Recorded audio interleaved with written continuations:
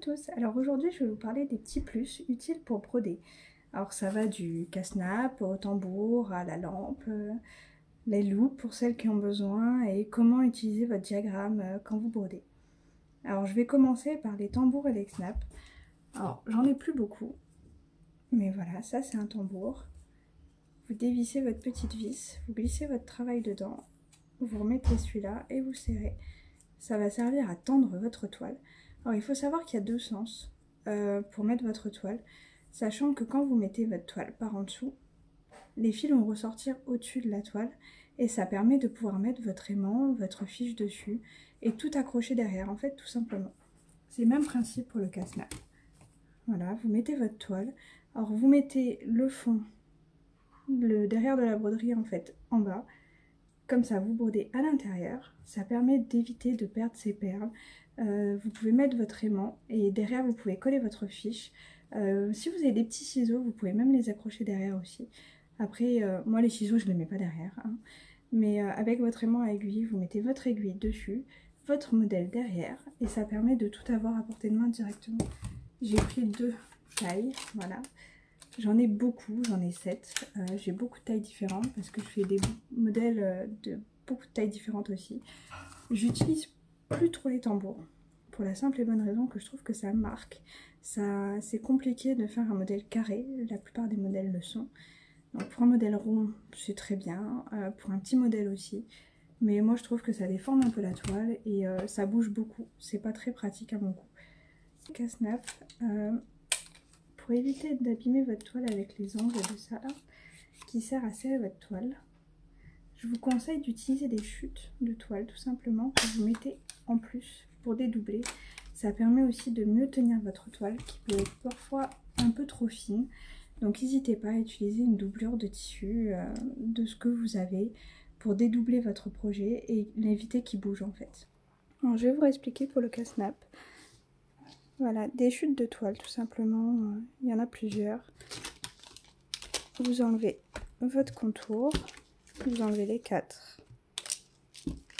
Hop, hop, tout simplement il glisse.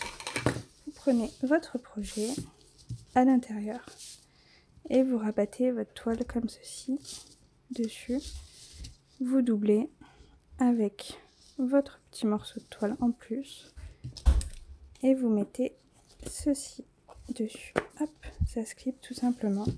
J'ai fait ça des 4 côtés. Vous venez poser votre petit aimant.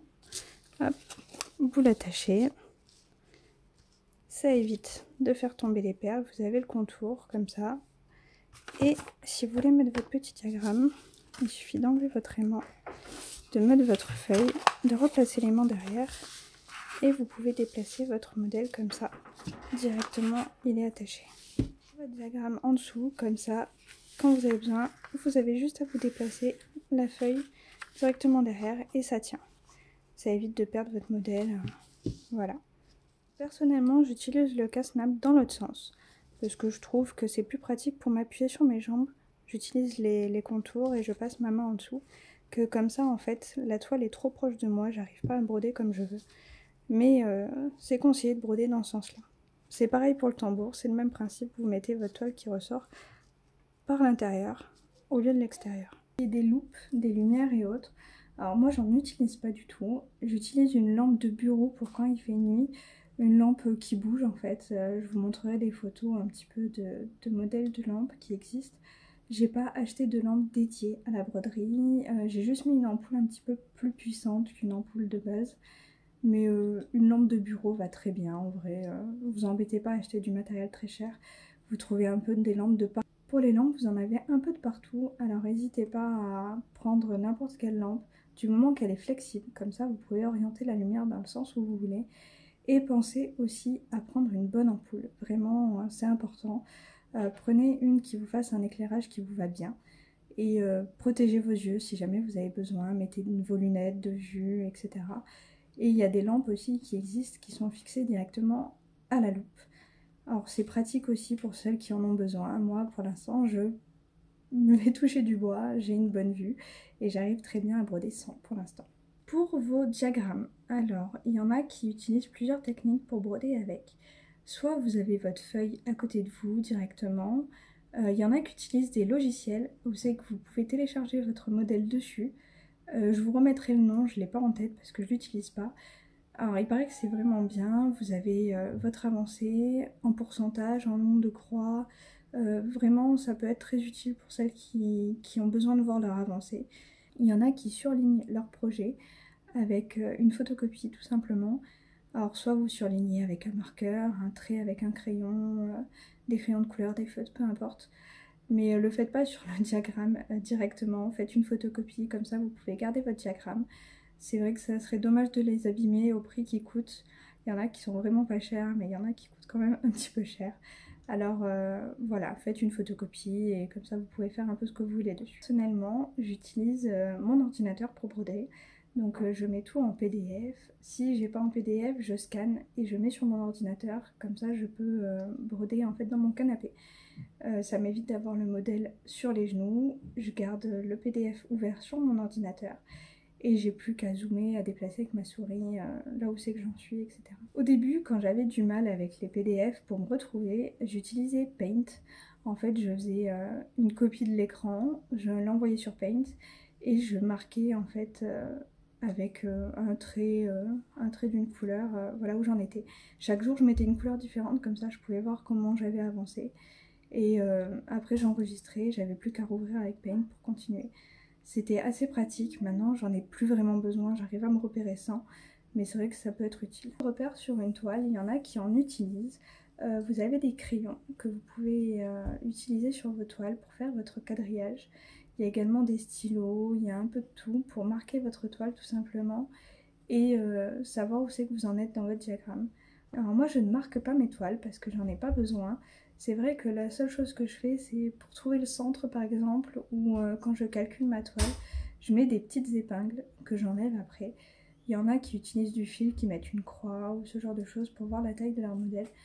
Moi personnellement je l'utilise pas, après ça peut être utile pour celles qui ont besoin de repères visuels.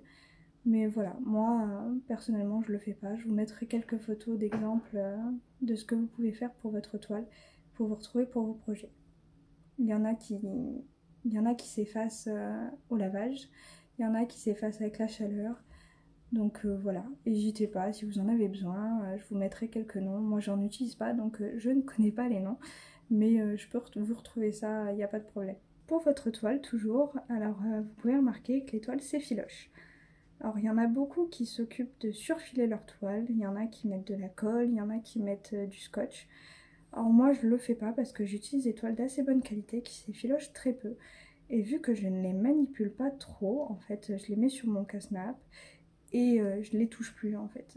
Juste je resserre de temps en temps quand il y a besoin. Mais je les manipule pas beaucoup, donc au final je ne perds pas vraiment de toile. Mais c'est vrai que pour celles qui manipulent beaucoup, qui ont beaucoup d'encours, qui n'utilisent pas de casse-nappe, de tambour ou ce genre de choses, la toile peut s'effilocher assez vite, surtout si elle est de mauvaise qualité. Donc le surfilage à la machine, il y a du surfilage à la main. Bon, si c'est des petits modèles, ça peut aller, mais c'est vrai que si vous avez du 40 par 40, c'est vraiment très long. Donc voilà, il y en a qui utilisent de la colle. Alors il y a de la colle, la super glue, moi je le fais par exemple pour les finitions.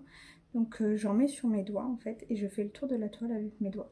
Ça solidifie le bord de la toile, c'est pas mal. Après par contre vous pouvez pas l'enlever.